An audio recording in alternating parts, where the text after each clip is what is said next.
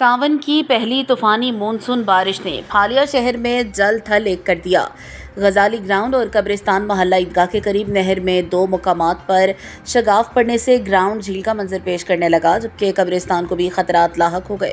मकामी अफराद ने अपनी मदद के तहत शगाफ आर्जी तौर पर बंद कर दिए, ताहम शहरी इंतजामिया से मुस्तकिल हल का मुतालबा कर रहे हैं। फालिया से रिपोर्ट कर रहे हैं मोहम्मद आसिफ तबस्सुम। सावन की पहली तूफानी मानसून बारिश ने फालिया शहर में मामलाते ज़िंदगी मुतासर कर दिए। रात भर वक्फे से होने वाली मूसलाधार बारिश के बायस शहर की मुतादिद गलियां, बाजार और नशेबी इलाके ज़ेर-आब आ गए। शदीद बारिश के बायस गजाली ग्राउंड और कब्रिस्तान मोहल्ला ईदगाह के करीब नहर में दो मुख्तलिफ मुकामात पर शगाफ पड़ गए हैं, जिसके नतीजे में बड़ी मिकदार में पानी गजाली ग्राउंड में दाखिल हो गया और ग्राउंड झील का मंजर पेश करने लगा।